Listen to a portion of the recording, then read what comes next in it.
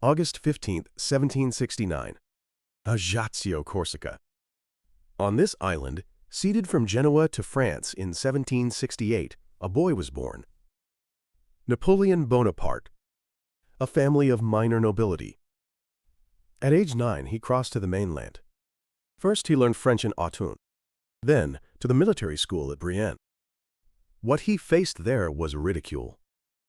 The Corsican peasant can't even speak proper French. The voices of classmates echoed through the halls. Napoleon clenched his fists. Humiliation, inferiority. But that night, he made a vow. One day, I'll show them all. Ambition ignited fire in his heart. December 1793. The Siege of Toulon. The French revolutionary government struggled to reclaim Toulon harbor from the British-Spanish alliance. That's when a 24-year-old appeared, Napoleon Bonaparte, artillery captain. No one knew him. But in his mind, the blueprint for victory already existed. Don't attack the harbor directly, control the heights. Napoleon's tactics defied convention. Bombard the harbor from the high ground. The enemy fleet would have no choice but to flee. From December 18th to 1793, the British and Spanish forces began their withdrawal. Napoleon's strategy was flawless. The Revolutionary Army reclaimed the harbor. This victory changed his destiny. For this achievement, he was immediately promoted to brigadier general. 24 years old, one of the youngest generals in the Revolutionary Army, a military genius was born. Spring 1796. Napoleon, aged 26. Appointed commander of the Army of Italy. But what he inherited was a broken army, tens of thousands of soldiers, yet weakened by casualties and supply shortages, food shortages, unpaid wages, morale at rock bottom. Napoleon stood before his soldiers. You are hungry, practically naked, but I will lead you into the richest plains in the world. There are great cities, wealthy provinces. There you will find honor, glory, and riches. The soldiers' eyes began to shine. From 1796 to 1797. Napoleon's Italian campaign became legendary. The Battle of Lodi, the Battle of Arcole, the Battle of Rivoli, victory after victory. The Austrian army was overwhelmed.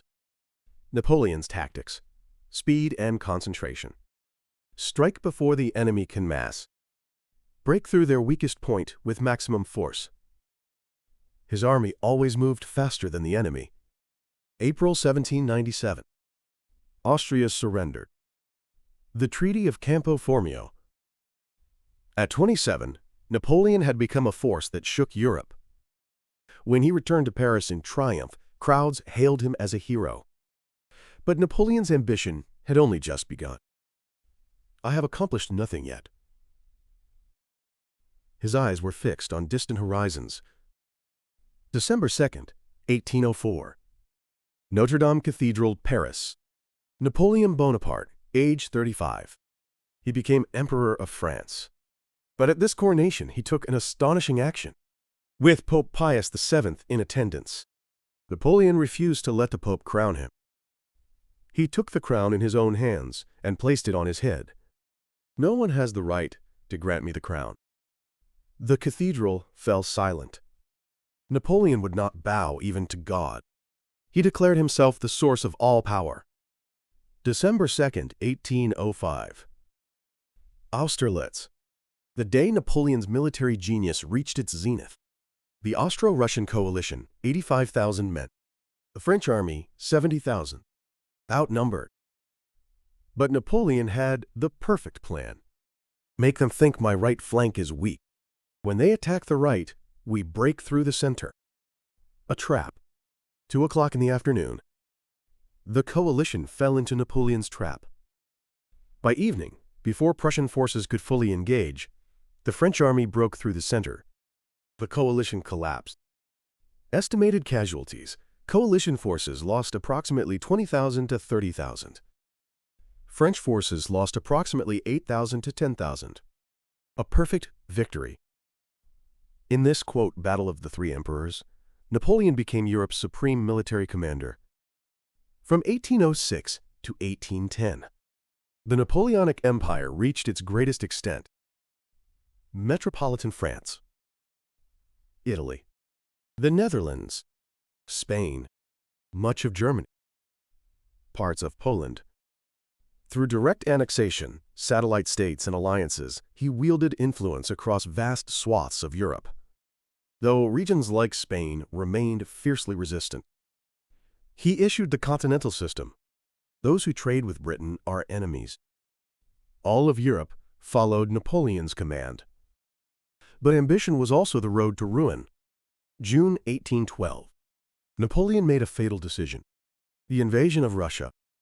His aides objected. "Sire, Russia is too vast. Winter is coming." But Napoleon wouldn't listen. The continental system was crumbling, alliances fracturing, the Polish question unresolved, multiple conflicts converging. He committed to the invasion. "I will force Tsar Alexander I to submit." Ambition clouded his judgment. A massive army, one of the largest invasion forces in human history. Summer 1812. Before winter came, the nightmare had already begun. Scorching heat, dust, typhus. Soldiers fell one after another. Before reaching Moscow, half the army was already lost. The enemy wasn't battle. It was disease and starvation. September 14, 1812. Napoleon entered Moscow. But the city was deserted. The inhabitants had evacuated. The next day, flames rose from Moscow. Russia's scorched earth strategy. No supplies. Winter approaching. October.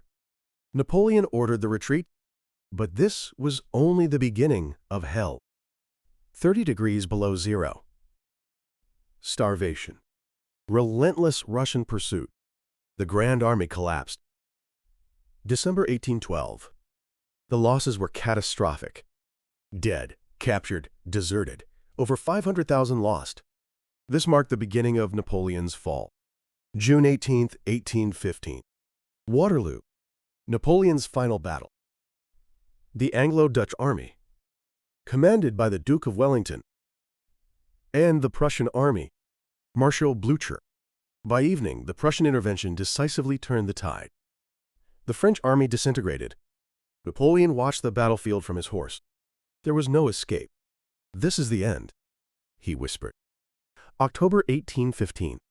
St. Helena Island in the South Atlantic.